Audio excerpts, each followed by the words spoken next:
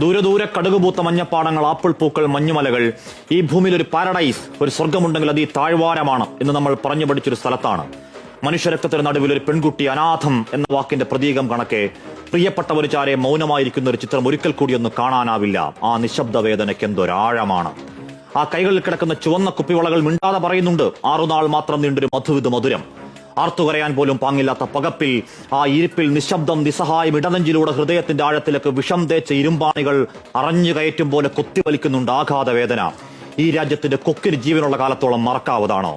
വൈധവ്യങ്ങൾ, പുത്രദുഃഖങ്ങൾ, അനാഥരായ മക്കൾ, ആ 29 പേരുടെ ജീവത്യാഗത്തിന് കാരണക്കാരായ ചെകുത്താന്റെ മക്കൾക്ക് സ്വപ്നത്തിൽ പോലും മാപ്പ് എന്ന വാക്ക് മിണ്ടാവതാണോ, പൊറുക്കാവതാണോ?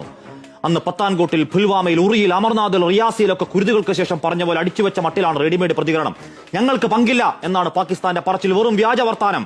എന്നിട്ട് അലങ്കാരം പോലെ അയൽ രാജ്യത്തിന് അനുശോചനം. ആർക്ക് വേണമടോ കൊണ്ടുപോയി പുഴുങ്ങി തിന്ന്. നിങ്ങളുടെ ആത്മാർത്ഥതയില്ലാത്ത വെറും വാക്ക് മിസ്റ്റർ ഷഹബാസ് ഷരീഫ് അഥവാ രാജ്യത്തിന്റെ പ്രധാനമന്ത്രി. സൈന്യത്തോട് നേർക്കുനേർ നിൽക്കാൻ ധൈര്യമില്ലാത്ത പേടിത്തൂറികൾ.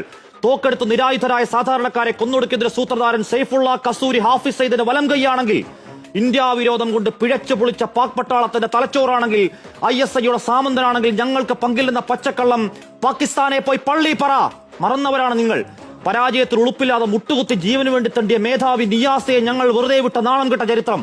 കാർഗിൽ തിരിച്ചോട്ടം, ബലാക്കോട്ടിന്റെ നീലാകാശ് നിറഞ്ഞ മിറാഷ് വിമാനങ്ങൾ, താഴെ ചാമ്പലായി ചത്തുമലച്ചു കിടന്ന ഹാഫിസ് സയ്യിദ് അടവച്ചിറക്കിയ അന്ധകവിത്തുകൾ, മരണവക്താക്കൾ ഒക്കെയും മറന്നതാണെങ്കിൽ പഠിക്കുന്നില്ലെങ്കിൽ കാത്തിരിക്കുക ആവർത്തന ചരിത്രം.